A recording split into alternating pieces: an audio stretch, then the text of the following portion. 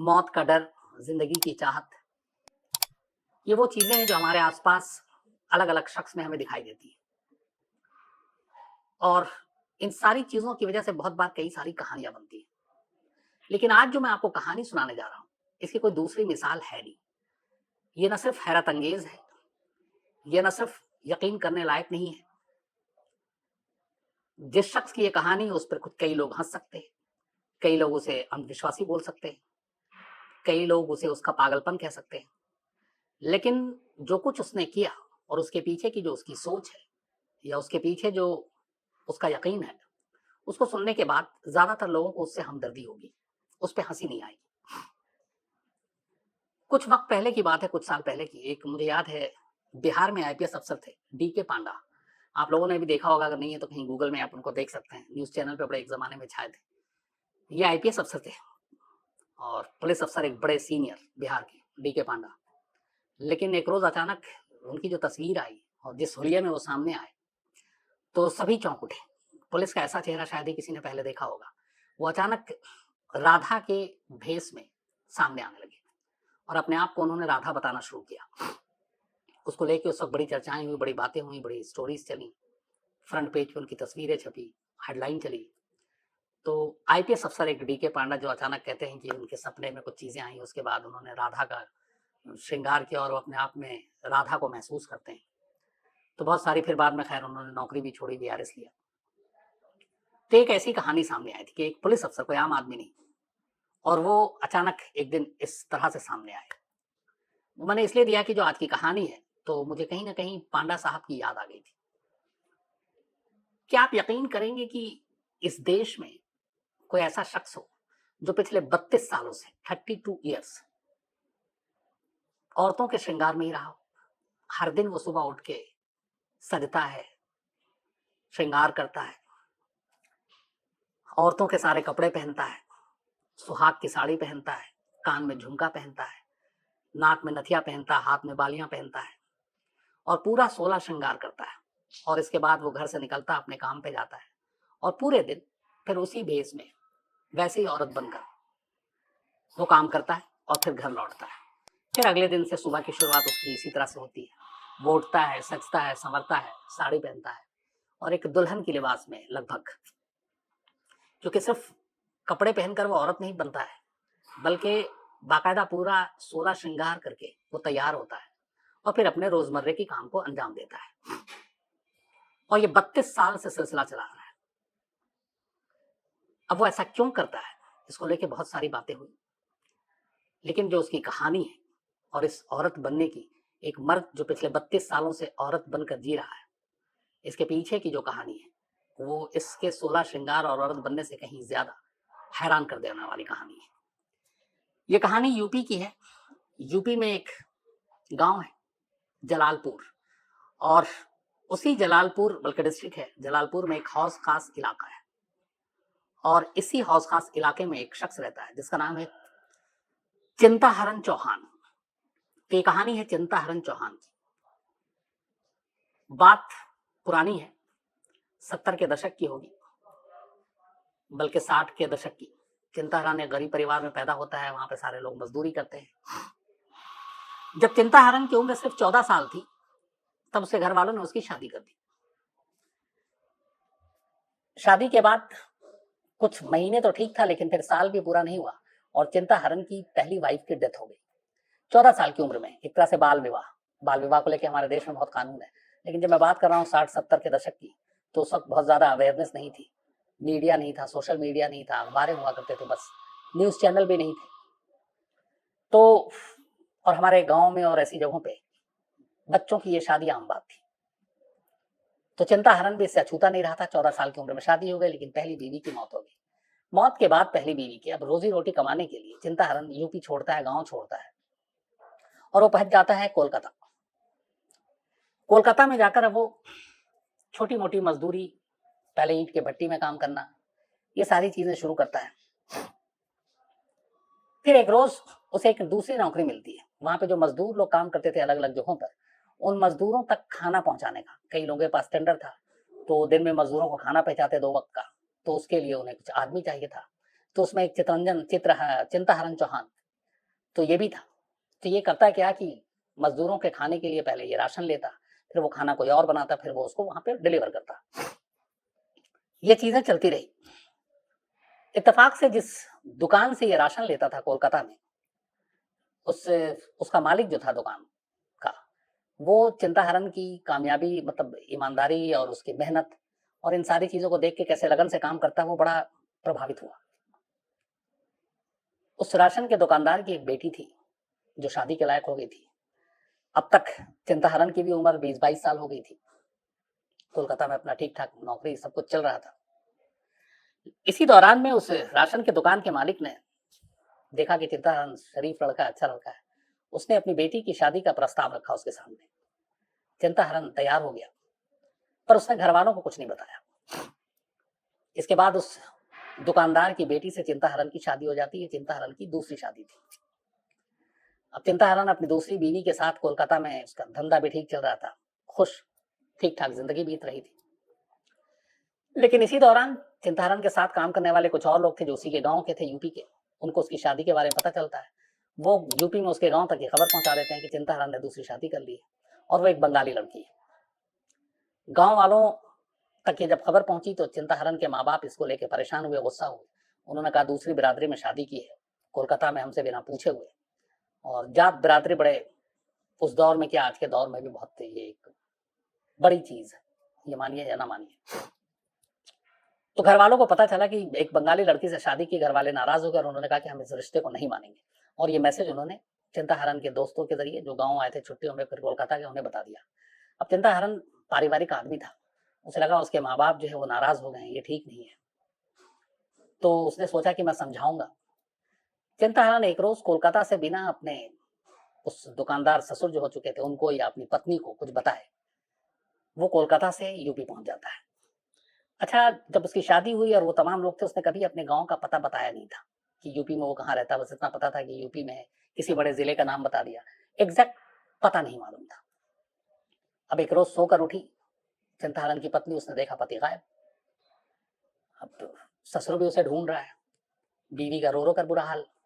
और ये इधर गांव पहुंच गया। गांव में माँ बाप ने कहा कि हम किसी भी कीमत पे शादी को नहीं मानेंगे, बल्कि फिर ये भी कहा कि अब तुम कोलकाता भी नहीं जाओगे, क्योंकि तुम जाओगे तो तुम फिर उसके पास भी जाओगे। माँ बाप को नाराज करना नहीं चाहता था, इसलिए चिंताहरण गांव में ही रुक गया। छोटी मोटी मजदूरी करने लगा, कोलकाता नहीं गया। साल बीत गया। 1 साल के बाद उसे एहसास होता है कि मैंने गलत किया है और चोरी छुपे चला आया हूँ। पत्नी को भी पता नहीं है, ससुर को भी पता नहीं है, क्या सोचेंगे मेरे बारे में। तो फिर से अपने घर वालों को ये बोलकर कि वो नौकरी के लिए जा रहा है और ये नहीं बताता कि कोलकाता जा रहा है, और कोलकाता पहुंच जाता है।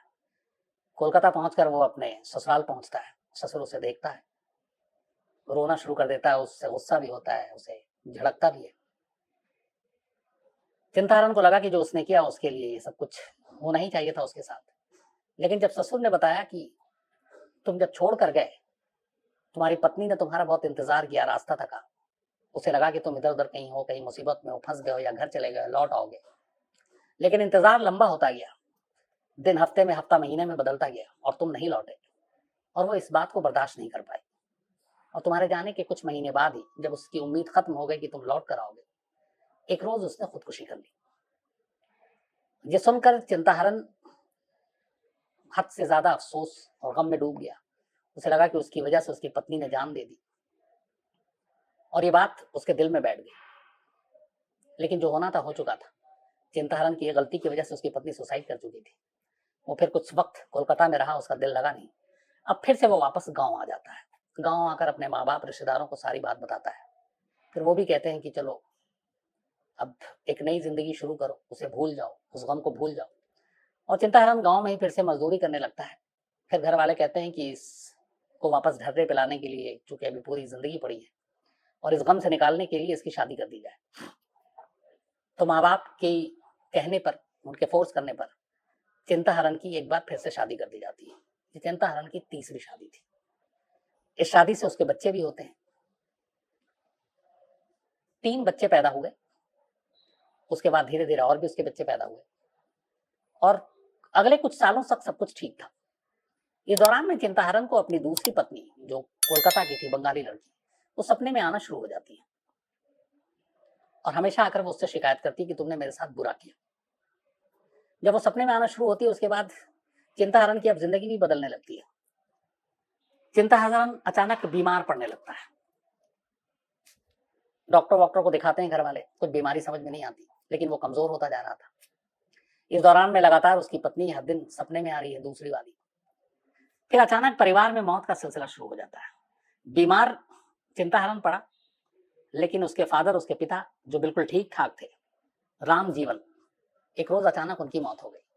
अभी परिवार अपने मुखिया रामजीवन की मौत के सदमे से उबर भी नहीं पाया था कि उसके कुछ महीने बाद ही उसके छोटे भाई, बल्कि पहले बड़े भाई छोटू, बड़े भाई का नाम छोटू था, उसकी मौत हो गई। छोटू की मौत के फिर कुछ महीने के अंदर अंदर छोटू की वाइफ इंद्रावती की मौत हो गई। इंद्रावती की मौत के बाद उसके 2 बच्चों की मौत हो गई। इस बीच में चिंताहरण की मां की भी मौत हो चुकी थी।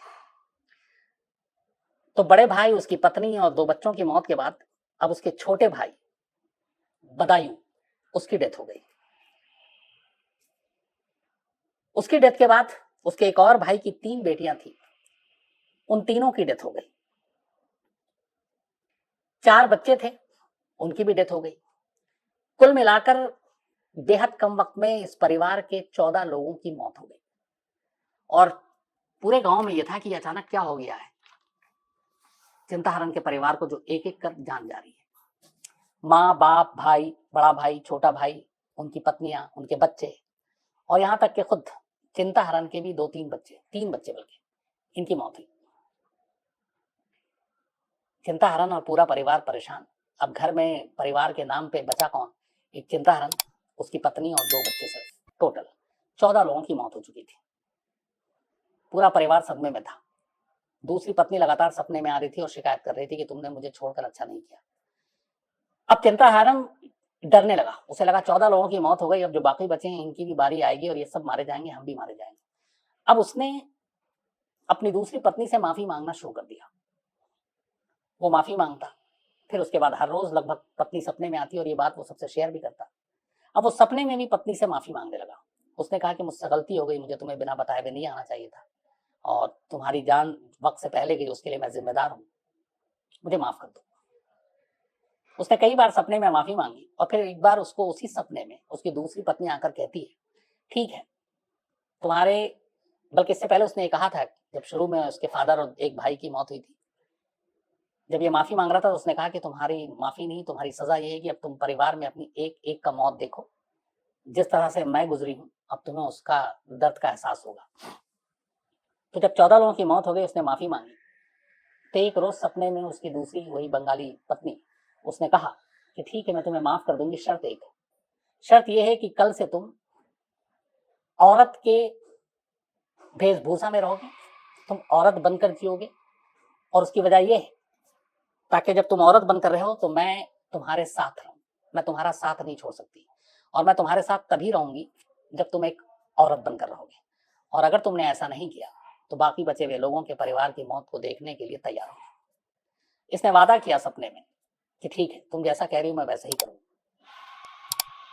1989 की बात है ये, जब महीना याद नहीं उसको ठीक से, लेकिन 1989 की बात है, जब आखिरी दिन सपने में उसने कहा कि हाँ मैं तुम्हारी शर्त मानता हूं, मैं अब औरत बनकर ही जीऊंगा जब तक जीऊंगा। और वो कहती है कि तुम 16 श्रृंगार करोगे, औरतों के भेष में रहोगे, अपना हर काम यही करोगे, तुम जब भी घर से बाहर निकलोगे सुबह से शाम तक तुम औरत के ही लिबास में रहोगे और औरत बनकर ही रहोगे। चिंताहरण उसकी शर्त को मान लेता है। अगले दिन सुबह उठता है, अपने ही घर की औरतों की वो साड़ी उठाता है, उनके कपड़े उठाता है, मेकअप करता है, कान में झुमका पहनता है, हाथ में बाली पहनता है, सिंदूर लगाता है, नाक में नथिया पहनता है। और जब वो इस तरह से तैयार होकर घर के बाहर निकलता है तो पहले तो घर के लोग हंसते हैं, फिर जितने अड़ोस पड़ोस के लोग थे वो हंसते हैं, फिर वो खेत पे जाकर मजदूरी कर रहा होता तो वहां बाकी मजदूर उसे देखकर हंसते हैं, और वो सबकी हंसी को नजरअंदाज करता है और अपना काम करता है और घर चलाता है। और उसके बाद से उसने ये सिलसिला बना लिया। इत्तेफाक की बात है कि उसकी उस वक्त भी तबीयत ठीक नहीं थी, लेकिन इसके बाद उसकी सेहत सुधरने लगी। धीरे धीरे वक्त बीता, लोग हंसने लगे, लेकिन फिर उनको भी आदत पड़ गई और उनकी भी हंसी रुक गई, पर उसने किसी से शेयर नहीं किया था तब तक बात। उसके बाद 89 गुजर गया, 90 आया, 1990। वो पहला साल था जो पिछले कई सालों के बाद ऐसा गुजरा जिसमें उसके परिवार में किसी भी शख्स की मौत नहीं हुई। इस चीज ने उसके इस सोच को, इस विश्वास को और भी पक्का कर दिया, पुख्ता कर दिया कि जो उसकी दूसरी पत्नी है, जो कुछ उसने कहा था वो सही है। उसकी शर्त मान ली है, उसने शायद माफ कर दिया है, बट ये है कि अब औरतों की तरह ही रहना है तो अब ऐसे ही रहूंगा ताकि अपनी जान और अपने बाकी बचे हुए परिवार की जान को बचा सके। और फिर उसने रूटीन बना लिया। धीरे धीरे वक्त गुजरा। आज हम 2021 में हैं। करीब 68 साल की उम्र हो चुकी है चिंताहरण चौहान की। आज भी चिंताहरण चौहान वैसे ही साड़ी में, वैसे ही श्रृंगार के साथ रहता है, वैसे ही अपने सारे काम करता है।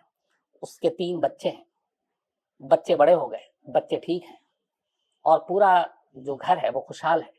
वो 14 लोगों के बाद इसके बाकी बचे हुए परिवार में से किसी की जान नहीं गई। इसके बाद जब थोड़ा बीच में वक्त बीता और उसे लगा कि अगले 2, 4, 5 साल में कोई मौत नहीं हुई, तब उसने लोगों से पहली बार और अपने परिवार से खुलासा किया। उसने बताया कि तुम अचानक एक सुबह उठकर औरतों के लिबास में क्यों आए।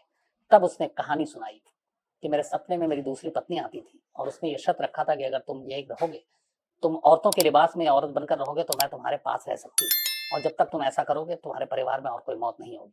तो बोला अपनी और परिवार की जान बचाने के लिए मुझे ये श्रृंगार, ये अवतार लेना पड़ा और मैं तब से औरतों की तरह ही रहता हूँ। जब उसकी ये कहानी लोगों ने सुनी तो फिर उसके बाद चिंताहरण चौहान पर हंसी नहीं आई, बल्कि उसके इस सोच पर और ये कि अपनी और परिवार की जान बचाने के लिए जो उसने कुर्बानी दी, उसके लिए लोगों के दिलों में उसके प्रति एक हमदर्दी सी आ गई। आज 68 साल का हो चुका है चिंताहरण। यूपी के इसी जलालपुर डिस्ट्रिक्ट के हौस खास गांव में वो अपने परिवार, बेटे के साथ रहता है, पत्नी के साथ रहता है और सभी ठीक ठाक हैं। और 14 अपने खास माँ बाप, भाई भाभी, छोटे भाई की पत्नी, उनके बच्चे, अपने 1, 2 बल्कि 3 बच्चे, इन सब की मौत के बाद जो बाकी बचे हुए लोग हैं वो आज भी जिंदा हैं, सलामत हैं, स्वस्थ हैं, अच्छे हैं। और चिंताहरण का आज भी यही मानना है ये सब कुछ उसकी दूसरी पत्नी की उस शर्त की वजह से हुई जो उसने सपने में आकर कहा था और जिस दिन उसने माफी दी और जिस दिन से उसने कहा कि तुम औरत बनकर रहोगे। और उसने ये भी कहा है कि वो जब तक जिंदा है, जब तक उसकी आखिरी सांसें हैं, वो अपनी दूसरी पत्नी की शर्त को मानता रहेगा। तो ये थी कहानी।